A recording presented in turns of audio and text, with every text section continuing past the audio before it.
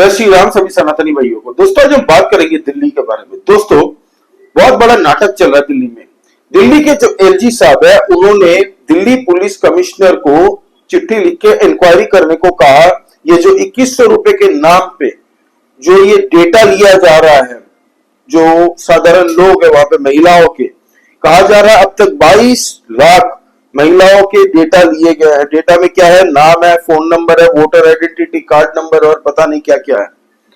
तो ये कौन ले रहे हैं? ये नॉन गवर्नमेंट लोग क्यों ले रहे हैं? अब दोस्तों इस पे सीधा सीधा केस बनता है।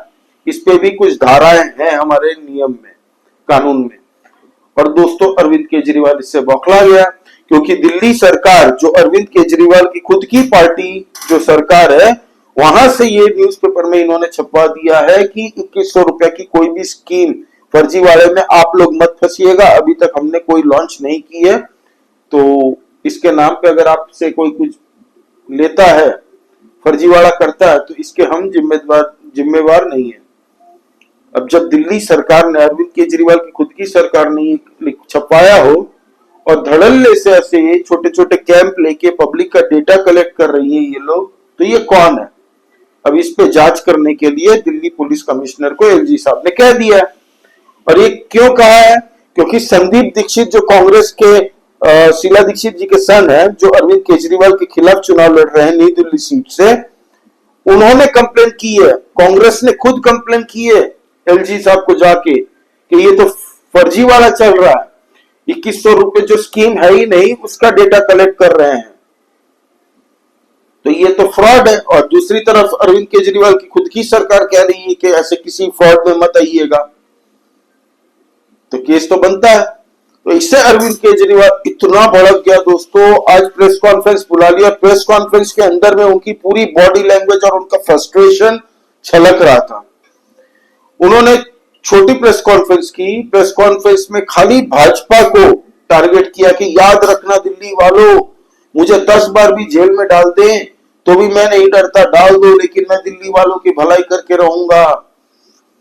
भाजपा अगर आ गई तो भाजपा, मैंने जितनी भी फ्री की स्कीम्स दी हैं ये सारे खा जाएगी, खत्म कर देगी। मुफ्त में आप लोगों का स्वास्थ्य चेकअप के लिए मोहल्ला क्लिनिक जो दिया वो खत्म कर देगी। डीटीसी बस में फ्री टिकट, जो बस में टिकट नहीं लगती, आप लोगों को फ्री में ट्रैवल कर सकती है वहां पे महिलाएं, वो बंद कर देगी। फ्री में बिजली देना बंद कर देगी। इतना फ्रस्ट्रेटेड होके वो बोल रहे थे और बीच बीच में खास भी रहे थे। वो एक बोलते हैं ना पहले के अरविंद केजरीवाल फिर से आ गया इन पे वापस, तो पूरा मतलब हम गए, वो ठीक है, वो आएंगे तो ये कर सकते हैं, वो कर देंगे, ये कर देंगे, वो कर देंगे, पूरा डरा रहे हैं। खुद के बारे में कुछ नहीं कहा, खुद की पार्टी के बारे में खाली हमने ये किया, हमने शिक्षा देखो कितनी बढ़िया कर दी है दिल्ली की, भाजपा की तो इसको भी खत्म कर देगी। ये तो अच्छा हुआ फ्लो में ये नहीं बोल गए कि भाई जो फ्लाईओवर हमने 1-2 बनाए हैं वो भी तोड़ देगी भाजपा। मतलब कुछ भी ना सिर है ना पांव है भाई इनकी लॉजिक की। भाजपा आएगी तो सब दिल्ली खत्म कर देगी, दिल्ली वाले छोड़ के दिल्ली भाग जाएंगे, ये कहा है अरविंद केजरीवाल ने। सुनिए आप क्या क्या कहा है इन्होंने। छोटी क्लिप है, ऐसे बहुत सारी क्लिप्स है दोस्तों, लेकिन मैं आपको 2-3 क्लिप सुनाता हूं, आप सुनिए। इन्होंने ये कुछ देने नहीं आ रही है आपसे, जो आज तक आपको मिल रहा है वो छीनने आ रहे हैं। आज इन लोगों ने महिला सम्मान योजना पे जांच शुरू की है। इसमें तो हम कुछ कर ही नहीं रहे, कुछ पैसा नहीं ले रहे, कुछ नहीं कर रहे, कोई रसीद नहीं दे रहे, कुछ नहीं। इनके नेता खुल के दिल्ली में पैसे बांट रहे हैं वोट लेने के लिए, वोट खरीद रहे हैं। शायद भारत के इतिहास में ऐसा कलयुग कभी नहीं आया होगा जो आज भारतीय जनता पार्टी की वजह से हो रहा है। खुलेआम पैसे बांट रहे हैं और उनको कह रहे हैं हमें वोट देना, चुनाव के बाद इतने और देंगे। उस पर जांच नहीं करेंगे। खुलेआम पैसे बांट रहे हैं, उस पर जांच नहीं होगी। जहां पे कुछ है नहीं वहां जांच करेंगे। क्यों? क्योंकि ये दिल्ली के लोगों को मिलने वाली सारी सुविधाएं बंद करना चाहते हैं। सुना आपने, ये अरविंद केजरीवाल जी का कहना है। अब दूसरी क्लिप सुनिए आप साथ साथ में। अब तो बीजेपी की हालत ही हो गई है, ये कांग्रेस के सामने गिड़गिड़ा रहे हैं हमें बचा लो, हमें बचा लो, हमें बचा लो। बीजेपी की हिम्मत नहीं हुई एलजी को कंप्लेन करने की। संदीप दीक्षित से कंप्लेन कराई है। और बीजेपी और कांग्रेस किस तरह से मिलके आम आदमी पार्टी को और दिल्ली के लोगों को रोक रहे हैं, आप देख रहे हो।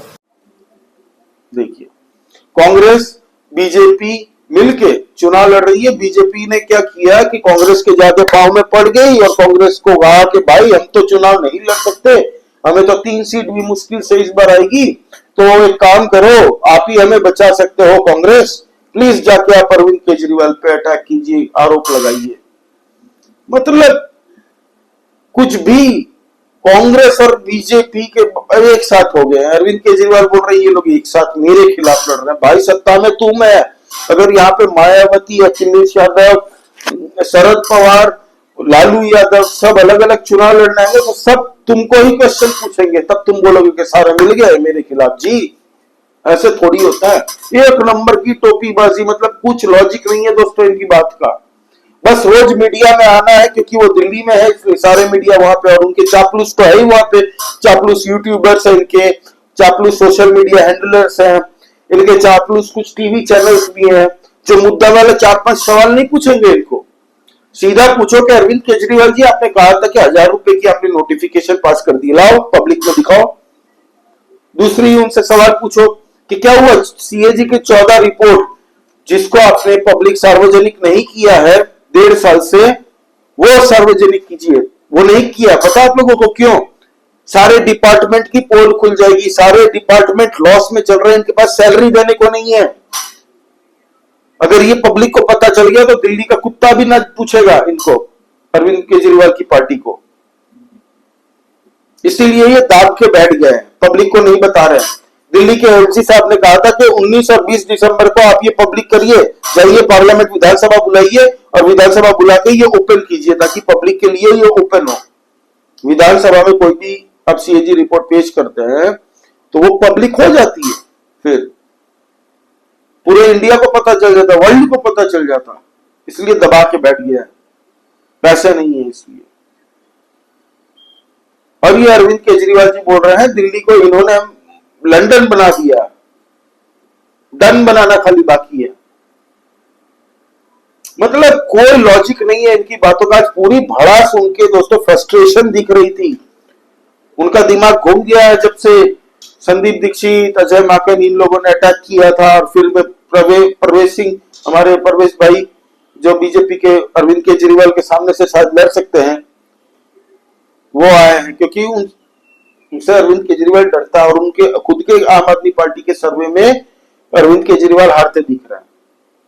अब मजे की बात, अरविंद केजरीवाल ने कहा कि मुझे कुछ भाजपा वालों से फोन आया था कि भाजपा को 3 सीट भी मिलनी मुश्किल है, चुनाव तो खत्म कर दिया है अरविंद केजरीवाल जी आपने, इतनी सारी 2100 रुपए की अनाउंसमेंट आपने कर दी है, फ्री संजीवनी स्कीम लागू मतलब ना अनाउंस कर दिया है, तो चुनाव करने का कोई फायदा नहीं है क्योंकि बीजेपी हार रही है, कांग्रेस हार रही है, बस आप जीत गए। तो इलेक्शन कमीशन को भी बोल दे भाई।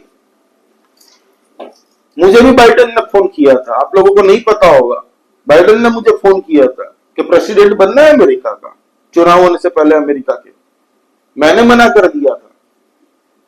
तो वैसे ही अरविंद केजरीवाल को कुछ बीजेपी वालों ने फोन करके ऐसे कहा था कि चुनाव हम लोग हार चुके हैं, 3-4 सीट ही मिलेगी।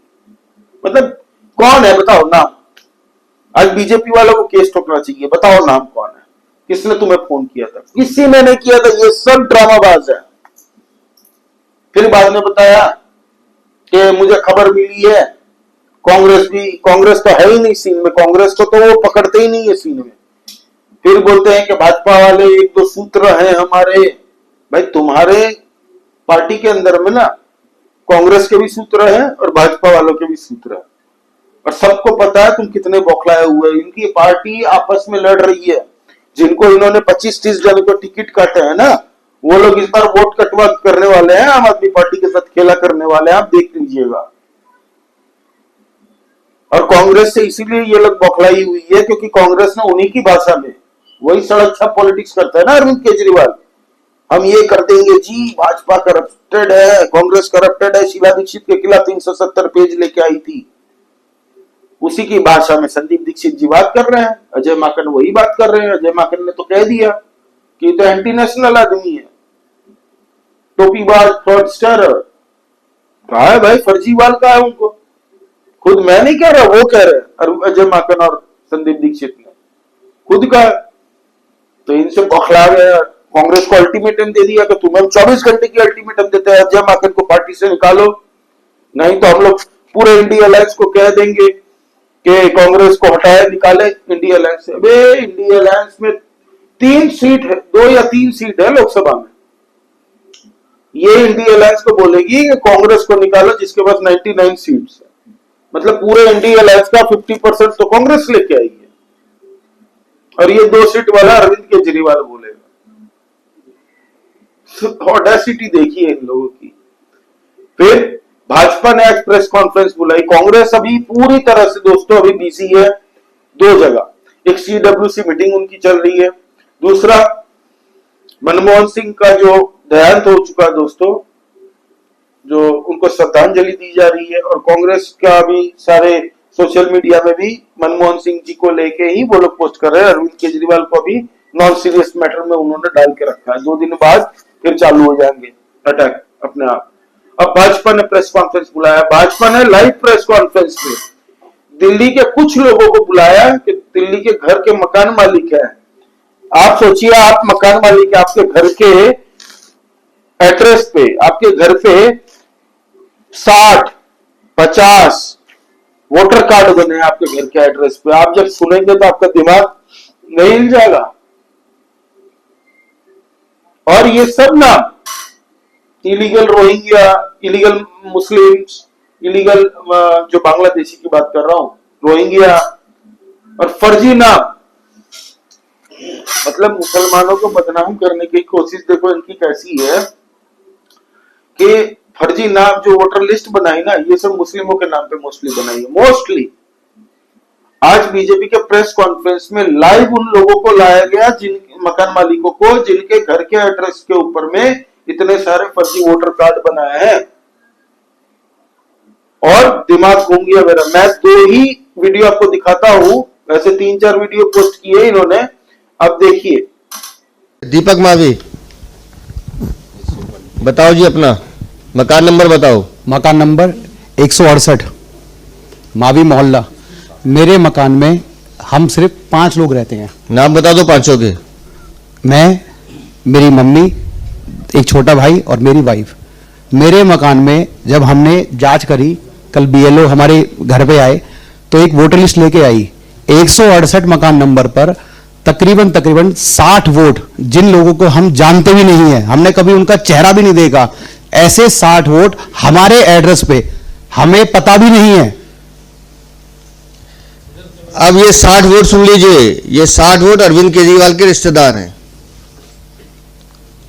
रूबी, आशा खातून, खुशबू निशा, रुखसाना खातून, जहाना खातून, हसीबुर रहमान, अफरोज अंसारी, मारे आलम, मोहम्मद मरोज खान, नौशाद आलम, संजीदा, फिरोज, जहीरुद्दीन, समा परवीन, अफाक अहमद, अफरोज खान, शायरा बेगम, दिलदार, नूर, शाहिद खान, मोहम्मद कैस, शकीला खातून, रजिया सुल्ताना, अकबर खान,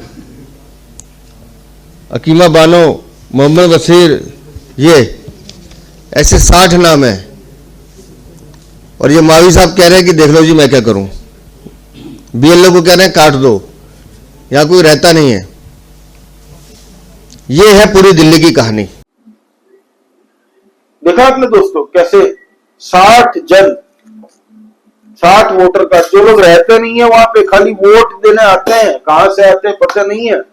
जब वो वोटर कार्ड लिस्ट चेक करने गए तब इनको पता चला कि इनके घर के ऊपर में इतने सारे वोटर कार्ड बने हुए हैं। दूसरा वीडियो देखिए। मैं नौजवान कैंप से हूँ, झुग्गियों से रहता हूँ, वहाँ से आया हूँ। वहाँ मेरे एड्रेस में कम से कम 55 वोट है। वो 55 वोट बाहर के हैं और हमारे निवासी के है नहीं घर के। तेरे घर में कितनी जगह है? मेरे घर में सर मैं एक छोटी सी झुग्गी में रहता हूँ। कितने लोग रहते हैं तुम? 5 लोग रहते हैं, और 5 मेरी मदर फादर की डेथ हो गई है, मेरी सिस्टर रहती है, मेरा भाई रहता है, मेरी बड़ी भाभी रहती है। हम 5 फैमिली हैं, और 55 वोट ये कहाँ से हैं ये हमें भी नहीं पता। हम जब ये लिस्ट आई हमारे पास, जब हमने देखा तब मेरे को पता चला ये लिस्ट में बाहर से लोग हैं। ये है दिल्ली की सच्चाई। बैठ भाई, ये है दिल्ली की सच्चाई। मुझे चुनाव जीतना है, उसके लिए मैं किसी भी हद तक जाऊं, देश की सुरक्षा को खतरे में डालूं, दिल्ली की सुरक्षा को खतरे में डालूं, मुझे तो चुनाव जीतना है। अरविंद केजरीवाल के इशारे पर यह सब काम किया जा रहा है। देखिए दोस्तों, 55 जन के वोट, ऐसे कई है दोस्तों। एक और जन भाई साहब, उनका 64 जन का था। 64 जन, देखिए होगा तो मैं दिखाऊंगा आपको। जाली वोट डलवाना, फर्जी मतदान कराना, यह सीधा सीधा लोकतंत्र की हत्या है। और उनको पालने का काम अरविंद केजरीवाल कर रहे हैं। और ये एक विधानसभा में नहीं है, ये इनकी नई दिल्ली विधानसभा में भी है, जहां से वो खुद चुनकर आते हैं। और हम तो मांग कर रहे हैं, इनके घरों में, आज तो हमने सिर्फ आपको 5 उदाहरण दिए हैं, ऐसे दिल्ली में 5000 उदाहरण है। मैं बता रहा हूं आपको, जिसके वोट बने हैं, जितने नाम हमने बोले हैं, इन सबके खिलाफ मुकदमा दर्ज होना चाहिए। जिसने बनवाए हैं उसके खिलाफ मुकदमा दर्ज होना चाहिए। और जो अधिकारी आंख पे पट्टी बांधकर नोटों की इन वोटों को बना रहा है, उनके खिलाफ भी कार्रवाई होनी चाहिए, मुकदमा दर्ज होना चाहिए।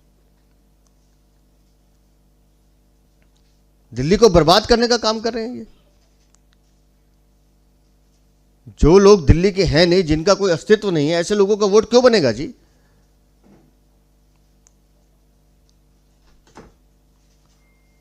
और हमारा खास तौर से कहना है कि हर हालत में दिल्ली में जाली मतदान रुकना चाहिए। ये जो इलेक्शन कमीशन ने एफआईआर दर्ज की है, 4 लोग अरेस्ट किए हैं, मैं साधुवाद देता हूं, कहूंगा कि पूरी छानबीन होगी तो दिल्ली में ऐसे 40,000 लोग मिलेंगे आपको जो इस गोरख धंधे में लगे हैं। सबको गिरफ्तार किया जाना चाहिए। वीडियो सोचिए। और एक भाई साहब है जिनके 64 जन,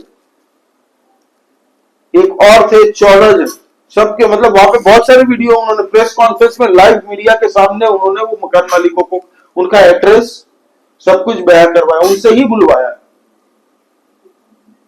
तो ये इलीगल बांग्लादेशी और रोहिंग्या को जिस तरीके से इन्होंने जमाई बना के पाला है ना, अब सबके नाम कट रहे तो इनको सबसे ज्यादा दर्द हो रहा है। अरविंद केजरीवाल अब आम आदमी पार्टी को बोल रहे हमारे वोटरों की लिस्ट काट रही है भाजपा, क्योंकि वो हारेगी, उनको पता। बोलिए, इलीगल बांग्लादेशी और रोहिंग्या के वोट काटे जा रहे हैं, फर्जी वोटरों के वोट काटे जा रहे हैं। इनको पड़ी है अपने वोटरों की। अब दोस्तों, मुसलमानों को लेकर जो पॉलिटिक्स कौन कर रहा है आपको दिखाता हूं। पहली बार जब जीत के आए थे तब उन्होंने मुसलमानों को वादा किया था कि हम इमामों की सैलरी 8,000 रुपए कर देंगे, किया था। दूसरी बार वही बढ़ा के उन्होंने 18,000 कर दिए थे, ताकि मुस्लिम वोट इंटैक्ट हो और उनको ही वोट मिले, जो मिला भी। अब मुस्लिम लोग सामने आ चुके हैं, मीडिया के सामने आके अल्टीमेटम दे रहे अरविंद केजरीवाल को कि भाई 17 महीने से हमारे इमामों को सैलरी नहीं मिली, सैलरी दे दो तो बढ़िया है, नहीं तो हम विरोध प्रदर्शन पे उतर जाएंगे। अब दिक्कत अरविंद केजरीवाल के लिए ये है कि अगर इमामों को सैलरी देते हैं तो जितने भी बाकी लोगों को पेंशन नहीं दी है, डीटीसी एम्प्लॉइज को सैलरी नहीं मिली, जो इरेग्युलर टीचर्स है उनकी सैलरी नहीं मिली, ऐसे कई डिपार्टमेंट है जहां लोगों को सैलरी नहीं मिली, तो उनको भी देनी पड़ेगी, नहीं तो वो लोग खड़े हो जाएंगे। और उतने पैसे है ही नहीं। अब वीडियो सुनिए, ये राशिदी जी का वीडियो सुनिए। महीने की सैलरी रुकी है, हम 17 महीने की सैलरी की डिमांड लेकर आए हैं कि हमारी 17 महीने की सैलरी दे दो, क्योंकि जितने इमाम हैं, करीब 250 इमाम, ये सारे के सारे परेशान हैं। 18,000 रुपये सैलरी है, मात्र 18,000 रुपये, यानी इनका जो मजदूर है दिल्ली सरकार का, उसको ये लोग 21,000 कुछ देते हैं, और इमाम की सैलरी सिर्फ 18,000 है, और वो 18,000 भी 17 महीने से रुकी है। अब बताइए, हमारे भी बच्चे हैं, लालन पोषण है, स्कूल की फीस है, कमरे का किराया, बहुत कुछ है, सारी चीजें हैं, लेकिन ये लोग सोचते नहीं इस बात को। आगे की और कार्रवाई करेंगे, प्रोटेस्ट करेंगे जगह जगह। सुना आपने? तो ये है, मुसलमानों के भी वोट लेके इन्होंने खाली यूज किया उसको। किसके पैसे से इमामों को सैलरी दे रहे थे भाई? दिल्ली के टैक्स पेयरों के पैसे से। आज दिल्ली खसारे में चला गया भाई, लॉस में चल रहा है। सीएजी की 14 रिपोर्ट पब्लिक कर दे अगर नहीं गया तो। इमामों को, मौलानाओं को सैलरी दे, इससे किसी को दिक्कत नहीं है, ना किसी हिंदू को है, ना क्रिश्चियन को है, ना सिखों को है। दिक्कत इस बात से है कि तुमने खाली मुसलमानों को दिया, ना हिंदू को दिया, ना क्रिश्चियन को दिया, ना सिखों को दिया। इस बात से दिक्कत है। आज उन इमामों को भी ठगा गया है, 17 महीने से सैलरी नहीं दी है, और ये रोहिंग्या को 10-10 हजार रुपया देते हैं भाई।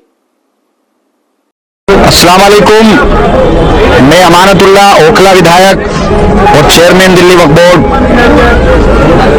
आज हमने यहाँ जो परसों रोहिंग्या के लोग जिस कैंप में रहते थे, 1 महीने का राशन और 10-10 हजार रुपया कैश मैंने दिए हैं हर एक फैमिली को 10 हजार रुपया। इलेक्ट्रिसिटी देते हैं उनको, पानी देते हैं, दवाई देते हैं, आरओ का पीने का पानी। वो एक वीडियो बनाया था सोशल मीडिया में, किसी ने, पत्रकार थी वो यूट्यूब की, उन्होंने वीडियो में दिखाया था, देखिए ये रोहिंग्या का डिटेंशन कैंप है, यहाँ पे आरओ का पानी आता है। अरविंद केजरीवाल के खुद के घर में जहां पर रहते थे ना भाई, 17 फिल्टर लगे थे, 17 फिल्टर प्लांट 17 पीने का पानी के लिए।